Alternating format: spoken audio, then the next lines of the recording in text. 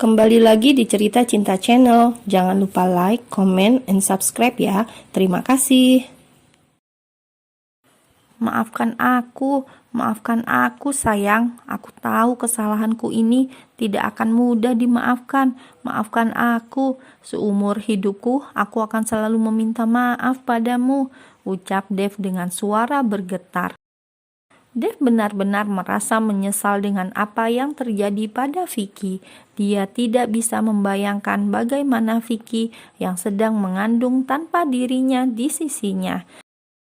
Dev baru menyadari bahwa sikap Vicky yang berlebihan dan menyebalkan semua karena hormon kehamilannya. Dev benar-benar menyesal karena terlambat menyadarinya. Dev menatap sendu wajah Vicky dan menciumnya berkali-kali. Maafkan aku tidak tahu apa yang harus aku katakan. Aku benar-benar menyesal sayang.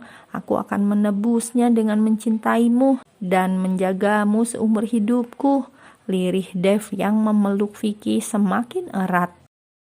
Aku sudah memaafkanmu Dev, karena kau telah memberikan anugerah terindah di dalam rahimku dan hidupku, ucap Vicky sendu. Jadi kita sudah punya anak? Tanya Dev haru. Kita memiliki anak yang sangat tampan dan pintar seperti dedinya, ucap Vicky lembut. Mata Dev berbinar mendengar pernyataan Vicky. Kenapa kau tidak mengatakannya sejak kemarin sayang? Tanya Dev.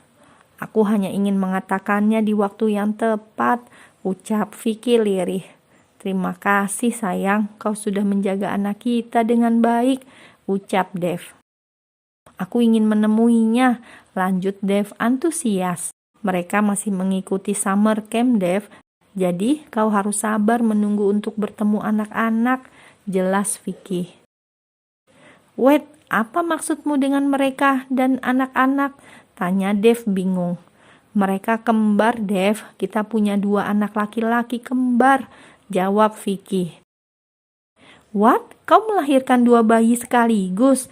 Oh my god, I don't believe this. Terima kasih sayang, ucap Dev dengan wajah takjub yang langsung menciumi wajah istrinya.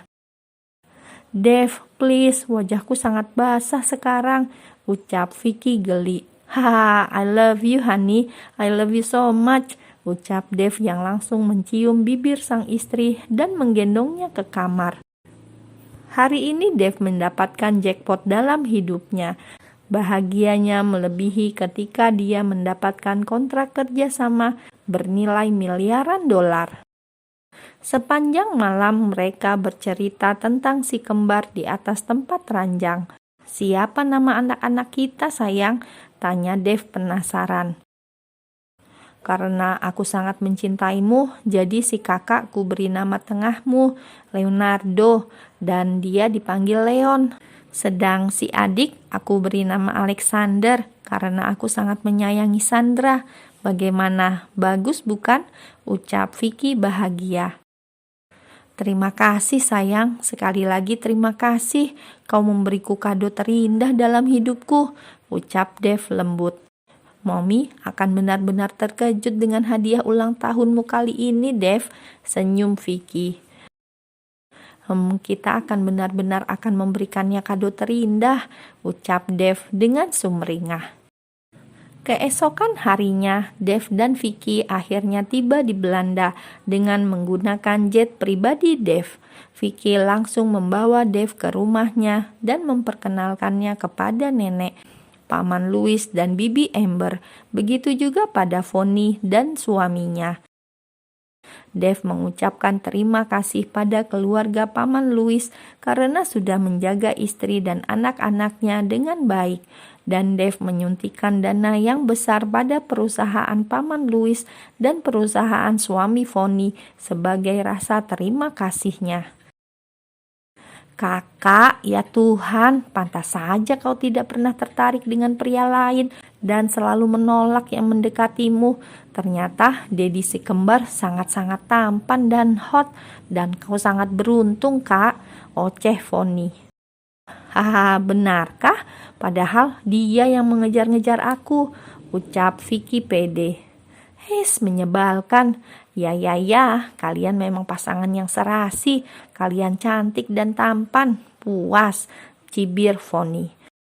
Vicky menghabiskan waktunya bersama nenek, Bibi Amber, dan Fonny di dapur. Sedangkan Dave sedang mengobrol bersama Paman Louis di taman belakang rumah. Dave, apa kau tidak masalah tinggal sementara di rumah ini? Tanya Vicky. Tidak sayang, asal itu bersamamu dan anak-anak kita. BTW, kapan kita akan menjemput mereka? Ucap Dave. Besok siang, bersiaplah, jawab Vicky. Ayo kita tidur sekarang. Besok pagi aku harus meeting dengan Pak Jo sebentar, ucap Dave yang memeluk istrinya dan akhirnya mereka terlelap tidur. Siang menjelang, Dave dan Vicky bersiap-siap menjemput jagoan-jagoan mereka ke summer camp. Apakah kita perlu membawa camilan dan makanan kecil sayang? Kurasa akan menyenangkan jika kita piknik sepulang dari summer camp, tawar Dave. Ide yang bagus, I love you, ucap Vicky lembut sembari mengecup bibir Dave. I love you too honey, balas Dave sumringah. Dave dan Vicky pun akhirnya berangkat menuju summer camp di mana putranya mengisi waktu liburan sekolahnya. Alex, apa kau melihat tanda-tanda kehadiran Mami? Tanya sang kakak. Belum Leon, mungkin Mami sedang dalam perjalanan karena jarak rumah kita ke sini cukup jauh kan? Jawab Alex. Beberapa menit menunggu, akhirnya yang ditunggu datang juga.